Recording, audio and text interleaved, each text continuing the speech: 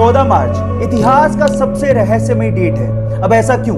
क्योंकि इसी दिन एक महान वैज्ञानिक अल्बर्ट आइंस्टाइन का जन्म हुआ था और इसी दिन एक महान वैज्ञानिक स्टीफन हॉकिंग की मृत्यु हुई थी। अब आप लोग कहेंगे कि इसमें क्या खास बात है? खास बात है क्योंकि 14 मार्च को ही 1:59 पे हम लोग पाई डे बनाते हैं। अब पाई क्या है?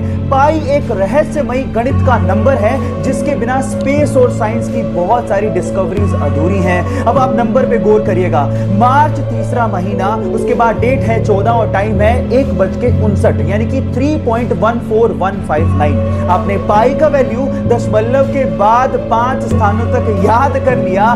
इससे रहस्यमयी और मोटिवेटिंग चीज क्या हो सकती है?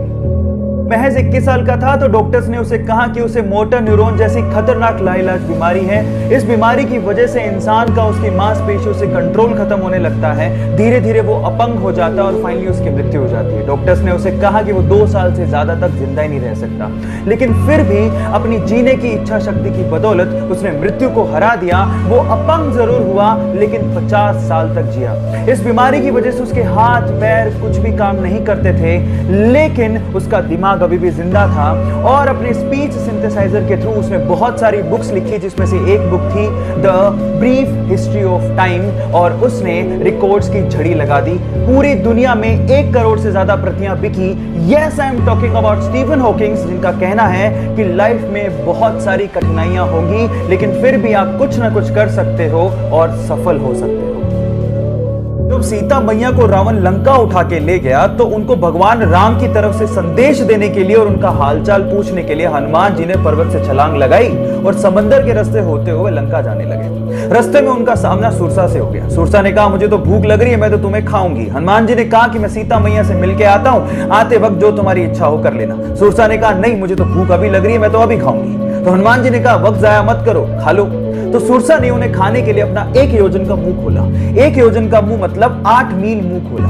जैसे ही उसने 1 योजन मुंह खोला, हनुमान जी 2 योजन के हो गए। सुरसा ने 2 योजन का मुंह खोला, हनुमान जी 4 योजन के हो गए। ऐसे करते करते सुरसा ने 64 योजन का मुंह खोल लिया। तो हनुमान जी ने बुद्धि दिखाते हुए अपना शरीर छोटा किया और उसके मुख का चक्कर लगाते हुए बाहर आ गए। यहाँ समझने लायक और सीखने लायक बात यह है कि जब पावर दिखानी थी तो हनुमान जी बड़े होते चले गए, लेकिन जब बुद्धि दिखानी थी तो हनुमान जी छोटे हो गए। एक टीचर ने क्लास में डिवाइड सिखाने के बाद बच्चों से सवाल पूछा। उन्होंने कहा कि 3 को 3 से डिवाइड करेंगे तो बताओ बच्चों क्या आएगा? तो सब बच्चों ने जवाब दिया 1।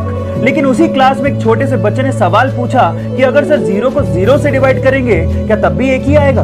अब सवाल दिखने में छोटा लगता है, उस वक्त बच्चे सुन के हंसने लगे थे, लेकिन इसी सवाल का जवाब ढूंढने में गणितज्ञों को सालों लग गए।